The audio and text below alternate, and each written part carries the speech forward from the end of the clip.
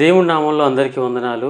దేవుని యొక్క కృపను బట్టి, దేవుని యొక్క దయను బట్టి ఈ దినాన్ని మనం ఇలా దేవుని వాక్యాన్ని ధ్యానించడానికి దేవుని యొక్క గొప్ప సమయం మనకి ఇవ్వబడింది. ఈ దినం మనం దేవునితో శాంతి, పీస్ విత్ గాడ్ అనే అంశం మీద వర్తమానం మనం చూద్దాం. కళ్ళు మూసుకోండి, ప్రార్థనలో ఏకీభించండి. పరిశుద్ధమైన తండ్రి యేసయ్యా, నీకు వందనాలు ప్రభువా. సమస్తమును సృష్టించిన సృష్టికర్తమైన దేవా, నీకు వందనాలు తెలియజేస్తున్నాం తండ్రి. ఈ దినం ప్రభా, నీతో సమాధానం, నీతో శాంతి అనే వర్తమానాన్ని మేము వింటుండగా మీరు మాకు సహాయం చేయమని ప్రార్థన చేస్తున్నాను. నీ మాటలు నా నోట ఉంచమని సమస్త మహిమ మీకే ఆరోపిస్తూ నజరేడైన యేసు నామంలో ప్రార్థించి అడిగి వేడుకుంటున్నాం మా ప్రియా పరలోకపు తండ్రి, ఆమేన్. ఈ దినం మనం దేవునితో శాంతి అనేటువంటి వర్తమానాన్ని వినబోతున్నాం. దేవునితో సమాధానం, దేవునితో శాంతి మనకి చాలా అవసరం. మన జీవితంలో శాంతి ఎప్పుడైతే మన హృదయంలో ఉంటుందో, మన జీవితంలో ప్రతి విషయాన్ని కూడా అద్భుత రీతిగా మనం తీసుకువెళ్ళే అవకాశం ఉంటుంది. మన దేశంలో ఆధ్యాత్మిక బలాన్ని బలోపేతం చేయడానికి దేవునితో శాంతి కలిగి ఉండాలి. దేవునితో శాంతి మనం కలిగి ఉన్నప్పుడు మన దేశంలో ఆధ్యాత్మికంగా బలాన్ని మనం తీసుకువెళ్ళేవారుగా ఉంటాం. ఈ సంవత్సరం ప్రార్థనా సంవత్సరంగా మీ జీవితంలో ఉండాలి. ప్రార్థన మన జీవితంలో ఉన్నప్పుడు మన జీవితంలో అద్భుతాలు జరుగుతాయి. లూకా సువార్త 2:14 చూద్దాం. సర్వోన్నతమైన స్థలములలో దేవుని మహిమయు ఆయనకి ఇష్టం లేని మనుషుల మీద భూమి మీద సమాధానం కలుగునుగా కానీ దేవుని స్తోత్రం చేయుచుండెను. దేవునికి ఇష్టమైన మనుషులు భూమి మీద సమాధానం కలిగి ఉంటారు. దేవునికి ఇష్టడైన మనుషులుగా మనం మార్చబడాలి. దేవుని యొక్క ఉద్దేశాల్లో మనం ఉండాలి. దేవుని యొక్క ప్రణాళికల్లో మనం ఉండాలి. ఆయన మనల్ని ఏర్పాటు చేసుకున్నాడు. ఆయన మన కొరకు తన ప్రాణమును పెట్టారు. ఎప్పుడైతే దేవునితో శాంతి కలిగి ఉంటామో, దేవునితో మనం సత్సంబంధాలు కలిగి ఉంటామో, మన జీవితాల్లో అద్భుతమైనటువంటి కార్యాలు చూసేవారిగా మనం ఉండడానికి అవకాశం ఉంటుంది. మనకు శాంతి ఎలా ఉంటుంది? మనం దేవుని కలిగి ఉన్నప్పుడు మనకు శాంతి ఉంటుంది. ఈ లోకంలో ప్రతి దినం ఉదయం లేచినప్పటి నుంచి నైట్ పడుకునే వరకు ఏదో ఒక విధమైన పనులు కలిగి ఉంటాం మనం. కానీ దేవునితో సమయం గడిపే పనిని మనం కలిగి ఉన్నామా అని ఆలోచన చేయాలి. దేవునితో సమయం గడిపే వ్యక్తి జీవితంలో అద్భుతాలు జరుగుతాయి. దేవునితో సంబంధం కలిగి ఉన్న వ్యక్తి జీవితంలో ఆశ్చర్యకరమైన కార్యాలు జరుగుతాయి. లూకా సువార్త 12:49 చూడండి. నేను భూమి మీద అగ్నివేయ వచ్చి తిని అది ఇదివరకే రగులుకొని మండువలనని ఎంతో కోరుచున్నానని. ఈ మాట ప్రభువారు ఎందుకు చెప్పారు? భూమి మీద అగ్నివేయ వచ్చితేనే ఎందుకు అన్నారంటే, భూమి మీద పరిస్థితులన్నీ మారిపోయాయి. పాపం ప్రవేశించింది. సమాధానం లేదు. దేవునికి వ్యతిరేకమైనటువంటి జీవితం జీవిస్తున్నాం. దేవునికి ఇష్టలుగా మనం ఉండలేకపోతున్నాం. ఈ దినాల్లో చూసినట్టు వార్తాపత్రికల్లో, న్యూస్ ఛానల్లో ఎంతో భయంకరమైన విషయాలు మనం చూస్తున్నాం. కొన్ని ప్రదేశాలు మంటలతో కాలిపోయి కొన్ని కోట్ల ఆస్తులు దహనం అయిపోతున్నాయి. మనిషి కష్టపడినటువంటి కష్టం అంతా కూడా బూడిద పాలవుతుంది. ఎన్ని రోగాలు వచ్చాయి, ఎన్ని క్లిష్టమైన సమస్యలు ఈ లోకంలో ప్రవేశించాయి. దీనికి కారణం ఏమిటి? దేవునితో శాంతి మనకు లేదు. దేవునితో సంబంధం మనకు లేదు. దేవుని యందు మనకి విశ్వాసం మనకు లేదు. మన జీవితంలో ఎప్పుడైతే దేవునితో సంబంధాలు కలిగి ఉంటామో మన జీవితంలో అద్భుతాలు చూసే వారంగా మనం ఉండగలుగుతాం. ఇంకొక వాక్యం చూద్దాం. మత్తయి 10:34. నేను భూమి మీదకి సమాధానం పంపవచ్చునని తలంచుకొడి, ఖడ్గమునే కానీ సమాధానం పంపుటకు నేను రాలేదని అంటున్నారు. దేవుడు ఎందుకు మన జీవితాల్లో కష్టాలు అనుమతిస్తున్నారు? దేవుడు ఎందుకు ఈ రోజుల్లో చూసి చూడనట్టు ఉంటున్నారు? కారణం మీకు తెలుసా? పాపం ప్రవేశించడం వల్ల, దేవుని మాటకు లోబడపోవడం వల్ల. ఒక తండ్రి మాట కుమారుడు వినకపోతే తండ్రి ఏం చేస్తారు? శిక్షిస్తారు. ఒక గురువు మాట శిష్యుడు వినకపోతే ఏం చేస్తారు? గురువు శిక్షిస్తారు. కానీ దేవుడు నేను శిక్షించేవారుగా ఉండకూడదా? దేవుని యొక్క శిక్షకు మనం పాత్రలం కాదా? ఆలోచించండి. ప్రపంచవ్యాప్తంగా ఏ విధంగా ఉంది మానవ జాతి? లోకంలో పాపం ప్రవేశించి అక్రమాలు, అన్యాయాలు, రకరకాల సమస్యలతో ఈ ప్రపంచం అంతా కొట్టుకొని పోతుంది. ఈ లోకంలో స్వార్థం పెరిగింది. కుటుంబాల మధ్య దూరం పెరిగింది. తల్లిదండ్రుల మధ్య, పిల్లల మధ్య, భార్యాభర్తల మధ్య సమస్యలు వలయం చుట్టుకుంది. కారణం ఏమిటి? దేవునితో శాంతి లేకపోవడం. దేవునితో శాంతి కలిగి ఉండి, దేవునితో సంబంధం కలిగి ఉంటే నీ జీవితంలో ఎటువంటి కీడు అనుమతించబడదు. నీకు సమస్యలు రావు. నువ్వు బలమైన జీవితం జీవించడానికి అవకాశం ఉంటుంది. ఈ దినాల్లో చాలామందిని మనం చూస్తున్నాం, పరుగెడుతున్నారు, లోకంలో పరుగెడుతున్నారు. ఆ పరుగు ఎందుకు? ప్రయాసపడుతున్నారు, వేదన పడుతున్నారు, దుఃఖపడుతున్నారు, బాధపడుతున్నారు. కారణం ఏమిటి? స్వయంగా తనకు తాను చేసుకున్న సమస్యల వల్లే జరుగుతుంది ఇదంతా కూడా. ఒక వ్యక్తి జీవితము ఆ వ్యక్తి యొక్క నిర్ణయాల మీద ఆధారపడి ఉంటుంది, చేసే స్నేహం మీద ఆధారపడి ఉంటుంది. నువ్వు చేసే స్నేహము, నువ్వు ఆలోచించే విధానము అది దేవునికి సరైన విధముగా ఉందా లేదా ఆలోచన చేయాలి. పాత నిబంధన గ్రంథంలో ఆయన శాంతి యువరాజుని పిలిచారు యేసయ్యని. ఎందుకు ఆయన ఈ మాటలు చెప్తున్నారో తెలుసా? ఈ రోజుల్లో ఖడ్గమును వాడవలసి వస్తుంది, గద్దించవలసి వస్తుంది, శిక్షించవలసి వస్తుంది. ఎందుకు? సమస్యల వలయంలో మానవుడు చిక్కుకుంటున్నాడు. సమస్యల్లో పడకుండా, శ్రమల్లో పడకుండా నిజాయితీని పెట్టుకొని దేవుని యందు స్థిరంగా ఉండడానికి దేవుని అనుమతించే శ్రమలు మన జీవితంలో వస్తున్నాయి. శ్రమకు కారణం ఏమిటి? మన మూర్ఖత్వం. శ్రమకు కారణం ఏమిటి? మన అజ్ఞానం, లోక స్నేహం. ఇవన్నీ కూడా మన జీవితంలో శాంతి సమాధానాలు లేకుండా చేస్తుంది. ఒక విషయాన్ని మనం గుర్తుపెట్టుకోవాలి, దేవునితో శాంతి అంటే ఏంటి? దేవునితో సమాధానం అంటే ఏమిటి? యేసయ్య సిలువలో అద్భుతమైన కార్యం జరిగించి పాప జీవితంలో ఉన్న మానవుల పరిహారమై ఆయన సిలువలో రక్తం చిందించి దేవునితో ఆయన సమాధానపరిచారు.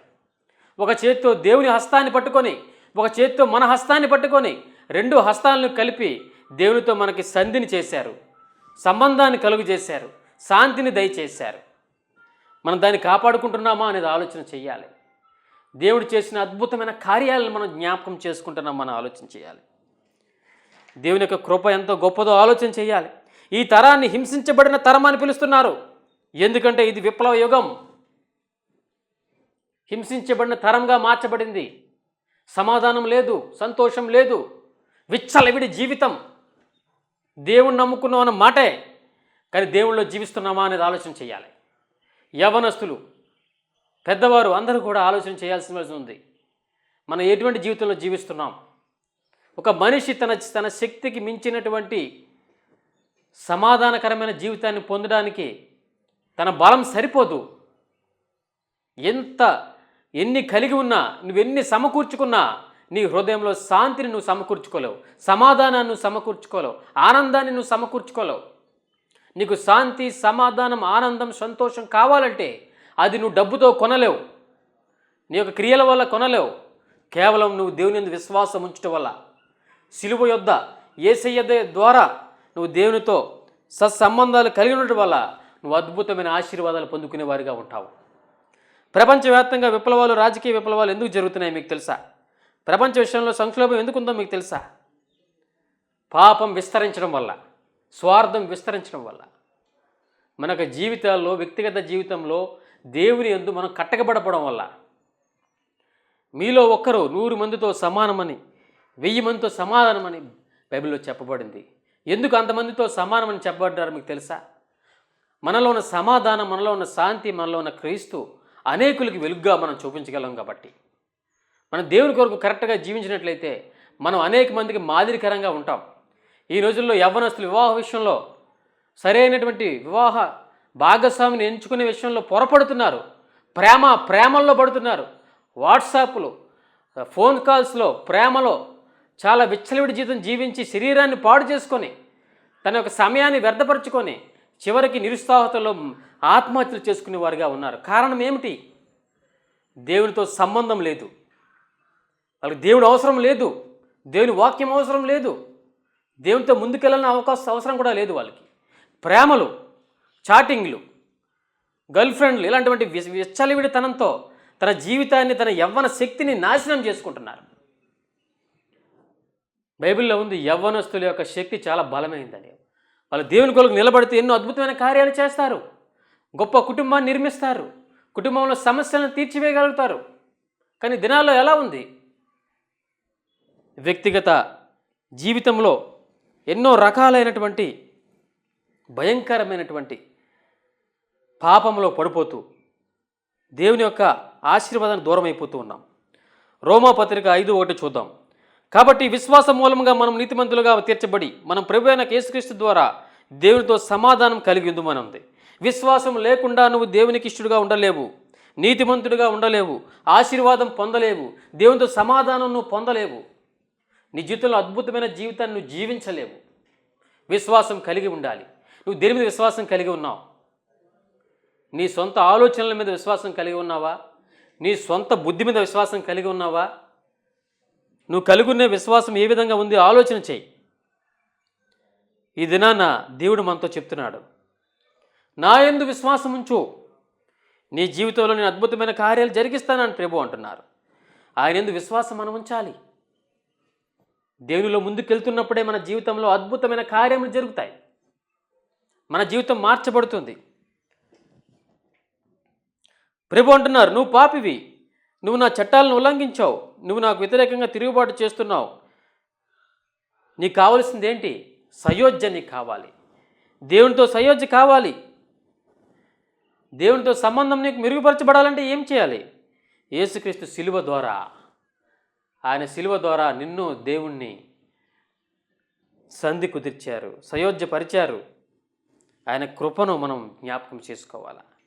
ఈ దినాల్లో ప్రపంచంలో ఎన్నో రకాల సమస్యలు, ఎన్నో రకాల భయం, బాధలు, దుఃఖాలతో ఉంది.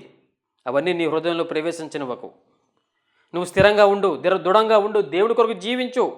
దేవుళ్ళు ఫలించుటకు నువ్వు ఆసక్తి చూపించినప్పుడు నీ జీవితంలో అద్భుతాలు జరిగే అవకాశం ఉంటుంది. ఒక వ్యక్తి జీవితం కుటుంబ జీవితాన్ని మార్చగలదు. ఒక వ్యక్తి జీవితం అనేక మందికి ఆశీర్వాదకరంగా ఉండగలుగుతుంది. యేసయ్య చెప్పిన మాటలను మనం జ్ఞాపకం చేసుకోవాలి. ఆయన ఎంత గొప్ప మాటలు చెప్పారు, ఎంత గొప్ప విషయాలు ఆయన మనతో పంచుకున్నారనే విషయాన్ని మనం జ్ఞాపకం చేసుకోవాలి. నువ్వు ఒంటరిగా ఉన్నప్పుడు నీకు తెలుస్తుంది నీకు సమస్యలు ఎన్ని ఉన్నాయనేది. నువ్వు స్నేహితులతో ఉన్నప్పుడు, కుటుంబంతో ఉన్నప్పుడు, 10 మందిలో ఉన్నప్పుడు నీ జీవితం గురించి నీకు తెలియదు, నీ వ్యక్తిగత జీవితం నీకు తెలియదు. నువ్వు దేవునితో గడుపుతున్నప్పుడు నీ యొక్క స్థితి నీకు తెలుస్తుంది. ఈ దినాల్లో ఉదయం లేచినప్పటి నుంచి రాత్రి పడుకునే వరకు విపరీతమైన పనులు కేటాయించుకొని అనేకమైన పనుల ద్వారా నీ సమయాన్ని వ్యర్థపరుచుకుంటున్నావు. అనేకమైన పనులు చేస్తూ సమస్యల్లో పడుతున్నావు. కానీ ఒక్కటి ముఖ్యమైన పనిగా ఉంది. అది ఏమిటంటే నువ్వు దేవుని సన్నిధిలో గడపడం. నువ్వు దేవుని సన్నిధిలో గడిపినప్పుడు నీ జీవితంలో కావాల్సినవి ఏవైతే ఉండకూడదో అవి తీసివేయబడతాయి, ఏవైతే నీకు అవసరమో అవి ఉంచబడతాయి. నీ జీవితం మార్చబడుతుంది. నువ్వు దేవుని కొరకు అద్భుతమైన వ్యక్తిగా జీవించడానికి అవకాశం ఉంటుంది. దేవుని యొక్క కృప నీకు తోడుగా ఉంటుంది. నిత్యం మనం దేవుని యందు విశ్వాసం కలిగి ఉన్నప్పుడు, దేవుని యొక్క కృపలో జీవించినప్పుడు మన జీవితాలు అద్భుత రీతిగా మార్చబడతాయి. మనం ఎన్ని ప్రయత్నాలు చేసినా, మనం ఎంత ప్రయాసపడినా మన జీవితాన్ని మనం మార్చుకోలేం. వింటున్న ప్రతి ఒక్కరూ మీరు ఆలోచన చేయండి. నీ జీవితం మార్చుకునే శక్తి నీకుంటే నువ్వు ఈ స్థితిలో ఉండవు. ఇప్పుడు నువ్వు ఉన్న స్థితిలో నువ్వు ఉండవు, నువ్వు ఇంకా గొప్ప స్థితికి వెళ్తావు. కానీ ఎందుకు నువ్వు గొప్ప స్థితికి వెళ్ళలేకపోతున్నావు? కారణం నీలో దేవుడు లేడు కాబట్టి. దేవుడు ఉన్నాడని పేరుకే నువ్వు క్రైస్తవుడిగా ఉన్నావు తప్పితే నిజంగా దేవుని కలిగి ఉన్న శక్తివంతమైన క్రైస్తవుడిగా నువ్వు లేవు. ఎన్నో సాధించాలనుకుంటున్నావు, సాధించలేకపోతున్నావు. యవనస్తుడా, వివాహం విషయంలో దేవుని యొక్క సహాయాన్ని నువ్వు కోరుకుంటున్నావా? సొంతంగా నువ్వు నీ భాగస్వామిని ఎంచుకుంటున్నావా? ఆలోచన చేసుకోవాలా. యవనస్తురాలా, దేవుని యొక్క చిత్తంలో నువ్వు వివాహం జరిపించబడితే నీ జీవితంలో సమస్యలకు తావు ఉండదు. ఈ దినాల వివాహ జీవితం ఎందుకు పాడైపోయిందో మీకు తెలుసా?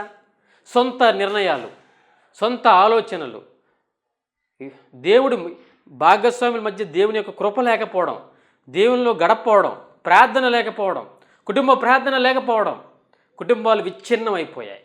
ఎవరికి వారు వేరైపోయారు. కొన్నిసార్లు మేము ప్రార్థన చేస్తున్నప్పుడు ఎంతోమంది ప్రార్థనలు వింటూ చూస్తుంటాం. ఎన్నో సమస్యల భారాలు, దుఃఖాలు వాళ్ళ జీవితంలో ఉంటాయి. వాళ్ళు ప్రభు దగ్గర మొరపెడితే వాళ్ళ జీవితాలు మార్చబడతాయి. కానీ ప్రభుతో గడిపే సమయం వాళ్ళకి ఉండదు. వాళ్ళ మీద వాళ్ళకి విశ్వాసమే ఉండదు. ఆ విశ్వాసం లోపం వల్ల వాళ్ళ జీవితాలు ఎప్పటికీ కూడా ఇతరుల మీద ఆధారపడుతూ వాళ్ళు చివరికి సమస్యల వలనలో చిక్కుకొని జీవితంలో నిరాశ, నిస్పృహతలతో తమ జీవితాన్ని అంతం చేసుకునే వారిగా చాలామంది మనం చూస్తూ ఉంటాం. నీలో విశ్వాసాన్ని కలిగించేదేంటి? దేవుని వాక్యం. నీ గత జీవితాన్ని జ్ఞాపకం చేసుకో. నీ యొక్క గత జీవితంలో, నీ యొక్క జీవితంలో దేవుడు ఇచ్చిన అద్భుతాలను జ్ఞాపకం చేసుకో. ఒక గొప్ప బలమైనటువంటి వ్యవస్థని, కుటుంబ వ్యవస్థని నువ్వు నిర్మించుకో. దేవుని యొక్క జ్ఞానాన్ని నువ్వు కోరుకో. యోహాను సువార్త 3వ అధ్యాయంలో చెప్పబడింది. 1వ వచనం చూడండి. యూదుల అధికారి అయిన నికోదేము అని పరిసయ్యుడు ఒకడున్నారు. 2వది, అతడు రాత్రి యందు ఆయన వద్దకు వచ్చి, బోధకుడా, నీవు దేవుని వద్ద నుండి వచ్చిన బోధకుడు అని మేము ఎరుగుదుము. దేవుడు అతనికి తోడే ఉంటేనే కానీ నువ్వు చేయించిన సూచనలు ఎవరు చేయలేరని ఆయనతో చెప్పాను. అందుకు యేసు అతనితో, ఒకడు కొత్తగా జన్మించితే కానీ అతడు దేవుని రాజ్యం చూడలేడని నీతో నిశ్చయంగా చెప్పుచున్నాను. అందుకు నికోదేము, ముసలివాడునైన మనుషులు ఎలాగా జన్మింపగలడు? రెండవ మారు తల్లి గర్భంలో ప్రవేశించి జన్మింపగలడా అని ఆయన అడుగుగా, యేసు ఇట్లనెను, ఒకడు నీటి మూలముగాను ఆత్మ మూలంగాను జన్మిస్తే కానీ దేవుని రాజ్యంలో ప్రవేశింపలేడని నీతో నిశ్చయంగా చెప్పుచున్నాను. శరీరం మూలంగా జన్మించిన శరీరము, ఆత్మ మూలంగా జన్మించిన ఆత్మ అయి ఉన్నదని చెప్పాను. చూసారు ఎంత గొప్ప మాటలో. నికోదేము పరిసయ్యుడు ఆయన అడిగారు, దేవుడు నీతో ఉంటే కానీ ఈ కార్యాలు చేయలేవు ప్రభు అని ఆయనతో అన్నప్పుడు ఆయన చెప్పారు, తిరిగి జన్మించాలని చెప్పారు. మీరు ఎంతమంది తిరిగి జన్మించారు అని ఆలోచన చేయండి. తిరిగి జన్మించిన వ్యక్తి అయితే నువ్వు తిరిగి వెనక్కి తిరిగి చూసుకునేలా ఉండదు నీ జీవితం. అద్భుత విధంగా నీ జీవితం మార్చబడుతుంది. తిరిగి జన్మించామా, దేవుళ్ళో బలమైన వ్యక్తిగా మనం జీవిస్తున్నామని ఆలోచన చేయాలి. శరీరం మూలంగా జన్మించినది, శరీరము తాత్కాలికమైనది, ఆత్మ శాశ్వతమైనది. ఆత్మ మూలంగా జన్మించామనేది మనం ఆలోచన చేయాలి. ప్రభు ఇక్కడ 5వ వచనంలో 3:5 వచనం చూడండి. యోహాను 3:5 చెప్తున్నారు. 5వ వచనం చూడండి. యేసు ఇట్లా, నేను ఒకడు నీటి మూలంగాను ఆత్మ మూలంగాను జన్మిస్తే కానీ దేవుని రాజ్యంలో ప్రవేశింపలేడని నీతో నిశ్చయంగా చెప్పుచున్నాను. నీటి మూలంగా ఆత్మ మూలంగా జన్మించితేనే దేవుని రాజ్యంలో నువ్వు ప్రవేశించగలుగుతావు. దేవుని రాజ్యంలో నువ్వు ప్రవేశించాలంటే ఆత్మ మూలంగా నువ్వు జన్మించాలి. దేవుని బిడ్డగా నువ్వు మార్చబడాలి. దేవుని యొక్క కృప నీకు తోడుగా ఉండాలి. దేవుని యొక్క సహాయం నీకు తోడుగా ఉండాలి. శాశ్వతమైన జీవితం ఏమిటో నువ్వు ఆలోచన చేయాలి. సమస్తమైన దేవుని యొక్క కృప నీకు తోడుగా ఉండాలంటే నువ్వు నిత్యం ప్రార్థన చేయాలి. దేవునితో సంబంధం కలిగి ఉండాలి. మన జీవితాల్లో దేవుని యొక్క ఉద్దేశాలు నెరవేర్చబడి అద్భుతమైనటువంటి కార్యాలు జరగాలంటే మనం నిత్యం ప్రార్థనలో గడుపుతూ ఉండాలి. ప్రార్థన చేస్తూ ఉండాలి. మనం ఎక్కువ ఎవరితో మాట్లాడతామో వాళ్ళ యొక్క స్వభావం మనలో వస్తుంది. నువ్వు చెడ్డ వ్యక్తితో ఎక్కువగా సమయం గడిపావు అనుకో, చెడ్డ బుద్ధులు నీకు వస్తాయి. మంచి వ్యక్తితో గడిపితే మంచి బుద్ధులు వస్తాయి. అలాగే దేవుడితో గడిపితే దేవుని యొక్క స్వరూపంలో నువ్వు మార్చబడతావు. దేవుని యొక్క ఉద్దేశంలో నువ్వు మార్చబడతావు. ఈ దినాల్లో ఉదయం లేచినప్పటి నుంచి నైట్ పడుకునే వరకు నేను ఫోన్తో 1 గంట కన్నా తక్కువ గడుపుతుందని ఎవరైనా చెప్పగలరా? ఒక్కరైనా? కానీ ఒక గడియ కూడా నువ్వు ప్రభుతో గడపలేకపోతున్నావు. మొబైల్ ఫోన్తో గడిపే సమయంలో 10% దేవుడితో నువ్వు గడుపుతున్నావా? క్రైస్తవురాలా? మీరు ఆలోచన చేయండి. మొబైల్ సమయంతో మీరు మొబైల్తో, టీవీతో, మాధ్యమాలతో మీరు గడిపే సమయంలో 10% అయినా ప్రభుతో గడుపుతున్నావు అని ఆలోచన చేయి. నీ స్థితి అర్థమవుతుంది. నువ్వు వాటితో గడిపే సమయంలో నువ్వు నిరుత్సాహతను పొందుతున్నావు, దుఃఖాన్ని పొందుతున్నావు, ఇతరులను పోల్చుకుంటున్నావు, లేనివి కావాలనుకుంటున్నావు, గొప్ప వాటిని ఆశిస్తున్నావు. ఏది శాశ్వతమైందో నీకు తెలియట్లేదు, ఇది తాత్కాలికమైందో నీకు తెలియట్లేదు. ప్రతిదీ ఆశపడుతున్నావు, ప్రతి దానికోసం ఆశిస్తున్నావు, చివరికి నిరుత్సాహం పొందుతున్నావు. కారణం ఏమిటి తెలుసా? నువ్వు దేవుని యందు విశ్వాసం లోపించుట, దేవుడిని గుర్తు లేకపోవట. ఎప్పుడైతే దేవుని కలిగి ఉండి దేవుని కొరకు మనం జీవిస్తామో మన జీవితంలో అద్భుతాలు జరుగుతాయి. అద్భుతం చేసేవాడు మన యేసయ్య మాత్రమే. ఆయన తప్పితే ఎవరు కూడా మన జీవితాన్ని మార్చలేరు. నువ్వు దేవుణ్ణి ఎప్పుడైతే బహిరంగంగా ఒప్పుకుంటావో, యేసయ్య బిడ్డగా నువ్వు బహిరంగంగా జీవిస్తావో, అప్పుడు నీ జీవితం మార్చబడుతుంది. నీ జీవితంలో ఆశ్చర్యకరమైన కార్యాలు జరుగుతాయి. ఆయనతో సన్నిహిత సంబంధం గడుపు. ప్రతి క్షణం ఆయనతో మాట్లాడు. నువ్వు డ్రైవింగ్ చేస్తున్నా, నడుచుకుని వెళ్తున్నా, ఉద్యోగంలో ఉన్నా, పనిలో ఉన్నా, హృదయంలో ఆయనతో మాట్లాడు. ప్రభువా, నా భవిష్యత్తు ఏంటి? ప్రభువా, నీ చిత్తం ఏమిటి? ప్రభువా, నీ ఉద్దేశం ఏమిటి? ప్రభువా, నీ ప్రణాళికలు ఏమిటి అని ప్రతి నిత్యం ఆయనతో నువ్వు మాట్లాడు. నీకు స్పష్టంగా ఆయన తెలియపరుస్తాడు. దేవుని యొక్క కృప నీకు తోడుగా ఉంటుంది. నువ్వు సమయం ఆయనతో గడుపుతున్నావా ఆలోచించే. ఈ ఏం చేస్తున్నావు? పొద్దున్న లేస్తున్నావు, ఏం తినాలి, ఏం తాగాలి, ఎవరితో తిరగాలి, ఎక్కడికి వెళ్ళాలి, ఎక్కడ ఎంత సమయం గడపాలి, జీవితం ఎలా నాశనం చేసుకోవాలి, చెడు స్నేహం ఎలా చేయాలి, ఇలాంటి వ్యర్థమైన విషయాల మీద దృష్టి పెట్టి దేవునితో గడపకపోవడం వల్ల నీ జీవితంలో సమస్యలు ప్రవేశిస్తున్నాయి. నాకు శ్రమలు వచ్చాయి, నాకు బాధలు వచ్చాయి, నాకు ఇబ్బందులు వచ్చాయి. ఎందుకు వస్తుంది? నీకు రోగం ఎందుకు వస్తుంది చెప్పు? నీకు బాధలు ఎందుకు వస్తాయి చెప్పు? కారణం ఏంటి? దేవుడితో నువ్వు లేవు. నువ్వు దేవునితో ఉంటే ఇవన్నీ రావు కదా. క్రైస్తవుడు అని చెప్పుకుంటున్నావు అంతే, నామకార్థ క్రైస్తవుడుగానే నువ్వు జీవిస్తున్నావు. నిజమైన క్రైస్తవుడు అయితే, దేవుని యందు విశ్వాసం నీకుంటే, ఏలియా అలా ప్రార్థిస్తే అగ్ని కిందకు వచ్చింది కదా. ఎంతమంది భక్తులు చేసిన గొప్ప గొప్ప ప్రార్థనలు ఫలించాయి కదా. నిన్న నేడు నిరంతరం ఒకే రీతిగా ఉన్నాడు దేవుడు. దేవుడు మార్పు చెందలేదు. దేవుడు ఒకే రీతిగా ఉన్నాడు. మనం మారాం. నువ్వు మారావు. అందరం మారిపోయారు. ఎందుకు మారావు? ఆ మార్పు ఎందుకు వచ్చింది? లోక ఆశల వల్ల వచ్చింది. లోకంలో టెక్నాలజీ ఇంప్రూవ్మెంట్ వల్ల వచ్చింది. ఆకర్షణ వల్ల వచ్చింది. మాధ్యమాల వల్ల వచ్చింది. నీలో మార్పు. ఆ మార్పు వల్ల నీ జీవితంలో సమస్యలు తెచ్చుకుంటున్నాను. కానీ దేవుడు నిన్న నేడు నిరంతరం ఒకే రీతిగా ఉన్నాడు. నిన్ను గాయపరచడానికి ఇష్టం కాదు, నిన్ను బాధపెట్టడానికి ఇష్టం కాదు. బైబిల్లో ఒక గొప్ప మాట ఉంది, సహింపగలిపినంత శ్రమలు మాత్రమే అనుమతిస్తాడు. నువ్వు సహించగలిగినవి వస్తాయి, నీకు సహించలేనివి రావు. చిన్న శ్రమ కూడా తట్టుకోలేకపోతున్నావు నువ్వు. ఒక ధనవంతుడు, బోళ్ళంత డబ్బు ఉంది, భయంకరమైన రోగం వస్తే మొత్తం అంతా కూడా సమస్తం కోల్పోయిన వాళ్ళకి నిరుత్సాహం పొందుతాడు. ఎందుకో తెలుసా? తన దేవుడు లేడు. నువ్వు ఎన్ని కలిగి ఉండు, ఏమి సమస్తం కలిగి ఉండు, కానీ నీలో దేవుడు లేకపోతే నీకు వచ్చిన శ్రమను తట్టుకునే శక్తి కూడా నీకు ఉండదు. నీ శ్రమను బాధను తట్టుకోవాలంటే దేవుడు నీలో ఉండాలి. నువ్వు డబ్బున్నవాడు కావచ్చు, మధ్యతరగతి వాడు కావచ్చు, భేదవాడు కావచ్చు, నువ్వు హోదా ఉన్నవాడు కావచ్చు, హోదా లేనివాడు కావచ్చు, ఎటువంటి మనిషివైనా కావచ్చు, నీ జీవితంలో దేవుడు లేకపోతే నువ్వు నథింగ్. నీకు వచ్చే శ్రమకు నువ్వు కొట్టుకుని పోతావు తుఫాన్ లాగా. నీ డబ్బు నీకు సహాయపడదు, నీ బంధువులు నీకు సహాయపడరు. నీ లోపల వచ్చే నీ సమస్యకి పరిష్కారం ఎవ్వరు చేయలేరు ఈ లోకంలో. అది జ్ఞాపకం చేసుకో. మార్పు చెందు, దేవునితో సమయం గడుపు, నిజమైన శక్తివంతమైన దేవుని బిడ్డగా జీవించడానికి ఆసక్తి కలిగి ఉండు. నీ జీవితంలో అద్భుతమైన కార్యాలు జరుగుతాయి. ఈ వాక్యం ద్వారా మనం తెలుసుకున్న విషయాలన్నీ కూడా నెమరు వేసుకోండి. దేవునితో శాంతిని కలిగి ఉండండి, దేవునితో సంబంధం కలిగి ఉండండి. దేవుని యొక్క గొప్ప కృపను మనం పొందుకోవడానికి కూడా ఆసక్తి కలిగి ఉండాలి.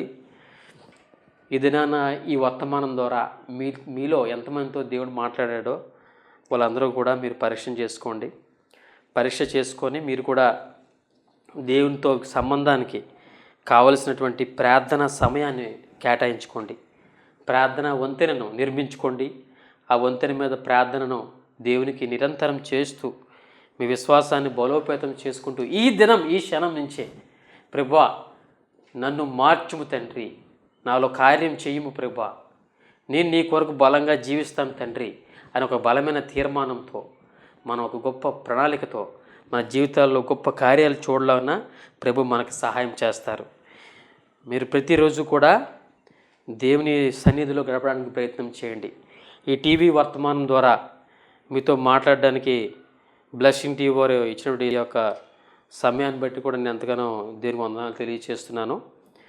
దీనికి అద్భుతమైన కార్యం వల్ల ఈ యొక్క మెసేజ్లు మీకు తెలియపరచబడుతున్నాయి. ఈ పరిచర్ని మీరు సహకరించండి. అనేకమైన వర్తమానాలు బ్లెస్సింగ్ టీవీ ద్వారా నేను చెప్పడానికి కూడా మీ యొక్క సహకారం అందించండి. మీలో ప్రతి ఒక్కరు కూడా దేవునిలో బలంగా ఉండాలని కూడా మేము ప్రార్థన చేస్తాం. కళ్ళు మూసుకోండి, ప్రార్థనలో ఏకీభించండి. పరిశుద్ధమైన తండ్రి యేసయ్యా, నీకు వందనాలు ప్రభా. సమస్తమును సృష్టించిన సృష్టికర్తమైన దేవా, నీకు వందనాలు తెలియచేస్తున్నాం తండ్రి. దేవా, సమస్తము నీ చేతిలో ఉంది తండ్రి. దేవా, మమ్మల్ని జ్ఞాపకం చేసుకో ప్రభా.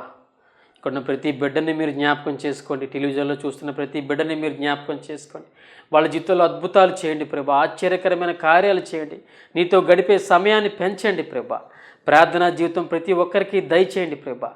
వాళ్ళ కుటుంబాల్లో ఆశీర్వాదాలతో నింపండి, కృపతో నింపండి, స్వస్థతలతో నింపండి. సంపూర్ణమైన ఆరోగ్యాలు ప్రతి ఒక్కరికి దయచేయండి ప్రభా. నీలో ఫలిస్తూ ముందుకెళ్తూ నిన్ను గనపరిచేవారుగా వాళ్ళ ప్రతి ఒక్కరిని కూడా కార్యం చేయమని కూడా ప్రార్థన చేస్తున్నాను. ఈ వర్తమానం ద్వారా ప్రభా విన్న ప్రతి ఒక్కరిని మీరు పేరు పేరుని మీరు జ్ఞాపకం చేసుకోండి ప్రభా. మీకు కృపలో వర్ధిల్లుతూ ప్రభా నీ కొరకు బలమైన సాధనాలుగా జీవించి నేను ఘనపరిచి కొనియాడేవారిగా ఉండడానికి కూడా మాకు సహాయం చేయమని ప్రార్థన చేస్తున్నాను. ప్రతి బిడ్డని పేరు పేరుని మీరు జ్ఞాపకం చేసుకోండి. సమస్త మహిమ ఘనత మీకే ఆరోపిస్తూ నజరుడైన యేసు నామంలో ప్రార్థించి అడిగి వేడుకుంటున్నాం మా ప్రియా పరలోకపు తండ్రి. ఆమేన్. Praise Lord. దేవుడి నామములో అందరికీ వందనాలు.